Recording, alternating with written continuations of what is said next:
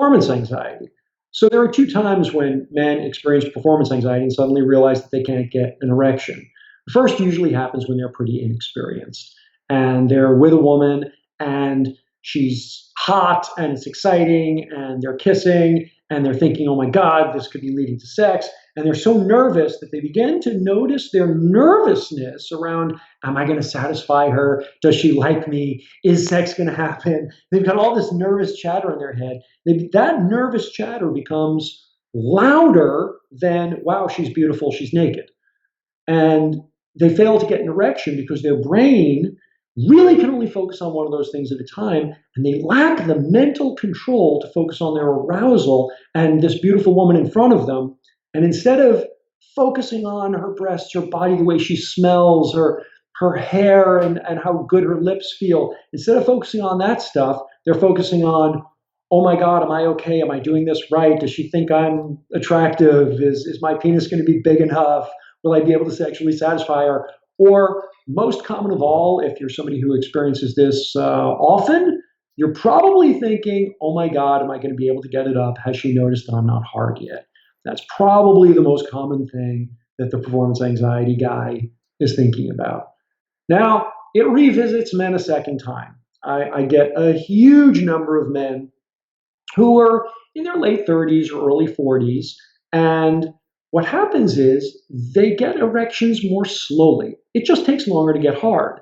And what happens is they notice that at the point where they normally would have been hard already, they're not hard yet. And so their first thing is, oh my God, it's come back. I feel like I'm 14 again and I can't get a hard on. And they go right down that little nervous dialogue and they're like wondering, am I going to get hard? Maybe I can't get hard. And they totally lose the thread of the fact that they're making love. And they're inside their head instead of outside in this beautiful lovemaking that could happen. And suddenly they're back into this cycle, this loop. Now, obviously, knowing what the problem is suggests you know what the answer is, which you just got to focus on the woman instead of focusing on the stupid shit in your head. And if you have a lot of mental discipline, that's it. That's all it takes. But for a lot of us, that's not it. That's not all it takes. It really is potentially a very, very difficult thing to resolve. There's the old expression that if you tell somebody, don't think about pink elephants or you're dead, then of course it's almost impossible to not visualize a pink elephant. And that's really what performance anxiety is. Now, I have to put a quick little medical footnote.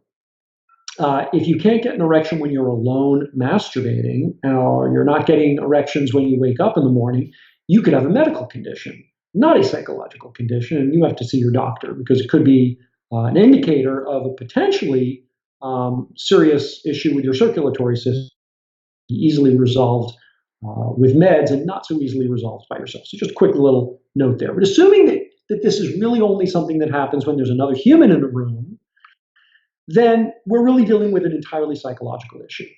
So here's a couple of tips that might help you out. First of all, talk about it.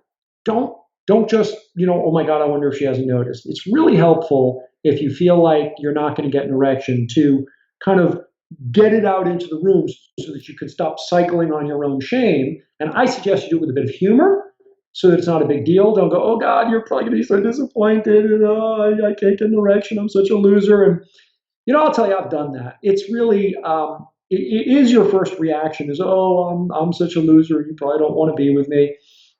Try not to treat her like mommy because that's a real buzzkill for her.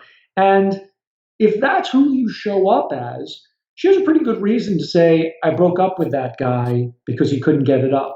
Was it really because you couldn't get it up? No, it was because you made her feel terrible.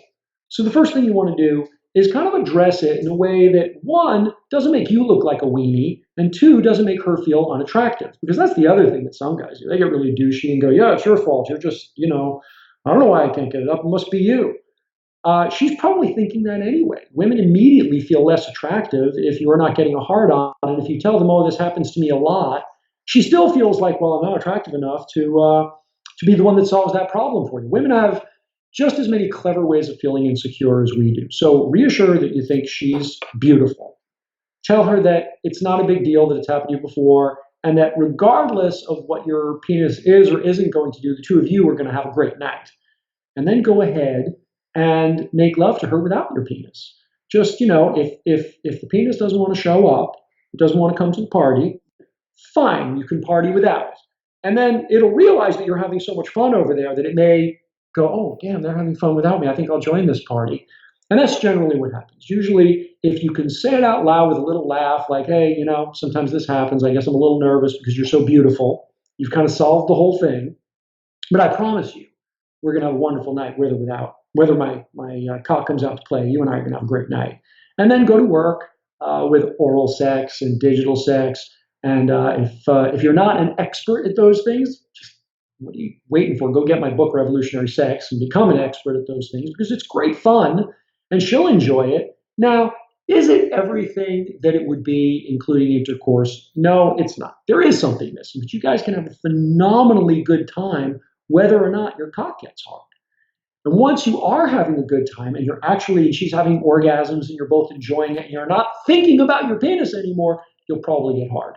That's generally the way it works for most men. Obviously, there are some other techniques you can try, but that's, for my money, the best one and the one that you'll get the most mileage out of. And once you can do that, you've got yourself a girlfriend because she's going to be more than willing to help you out with this issue. And once she's on board and she doesn't feel ugly and you don't feel ashamed, you'd be surprised how quickly a willing partner can train you out of this and you'll never have the problem again. Now, there is one more issue that comes up, and it's worth discussing, which is vitamin V, Viagra or Cialis or any of the generics out there. And for most men with performance anxiety, they work. So they will very likely work for you. Should you take them? Maybe. For a lot of men, taking a Viagra supplies them with the confidence they need to successfully have great sex a couple of times, and then they can wean themselves off of it and eventually probably not need it. Maybe they'll use it for the first time they have sex with a woman, and the second time they'll try it without it.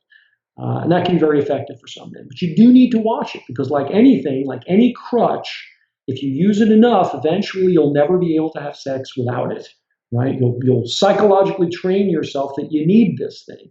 And you'd probably prefer not to do that. So I don't super recommend that you take Viagra right away. It's kind of, I think, a last resort. But if you use it, there's no shame in that. Everybody uses a crutch to heal a broken leg. And this is like that. This is something you need to heal yourself through, even though the injury is psychological and not physical. So try it if you like, but be aware that you don't want to stay on it for life if you can avoid it. Hey, Ben here from Expert Sex Tips for Men. Hope you enjoyed the video. If you did, then you will really love what I got for you here. I want to give you access to my full archive of proven step-by-step video tutorials to give any woman a mind-blowing orgasm. If you want them, simply click the button you see here, free step-by-step video tutorials. That will send you to a page where you can leave your name and email. If you do that, I'll send them right over.